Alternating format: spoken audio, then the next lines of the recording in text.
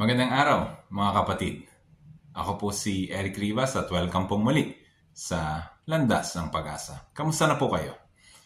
Ang ating pong mabuting balita ay ayon kay San Mateo sa araw na ito.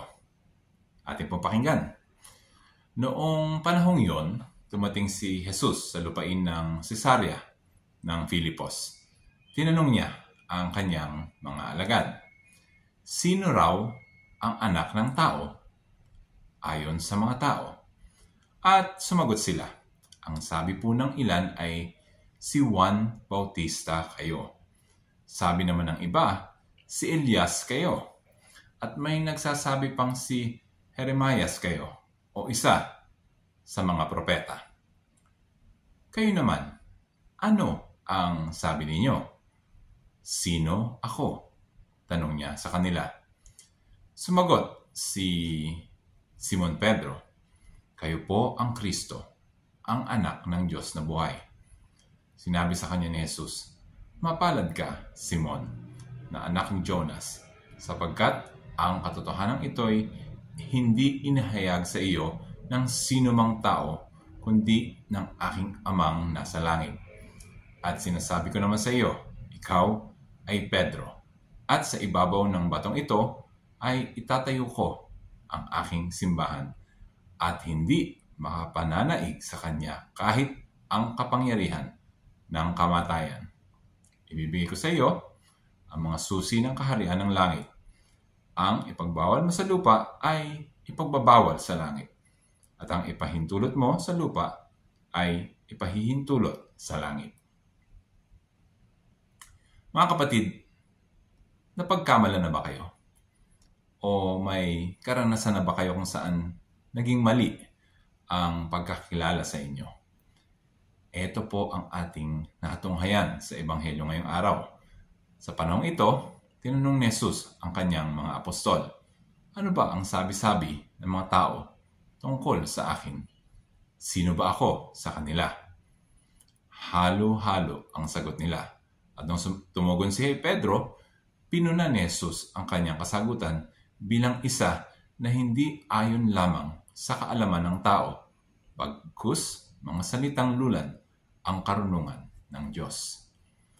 Itinaguyod rin ni Jesus mismo ng panahong yon ang mahalagang papel na gagampanan ni Pedro sa pagtaguyod ng simbahang Kristiyano.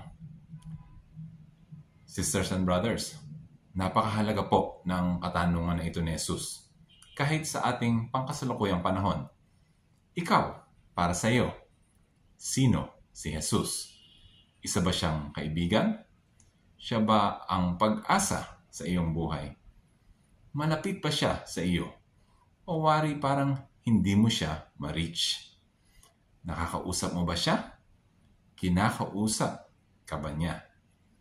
Ano man ang iyong kalagayan ngayon, kung matagal mo nang sinusundan si Jesus o bago pa lang, o kahit pinag-iisipan pa lamang, pagmunihan mo ng mabuti ang katanungan na ito.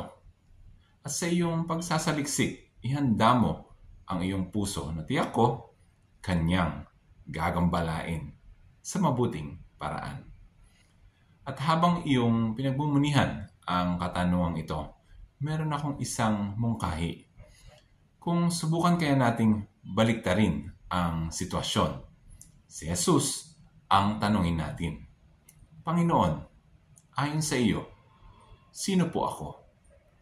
Ano kaya ang magiging tugon sa atin ni Jesus? Siyempre, wish ko lang, sana maganda ang kasagutan ni Jesus.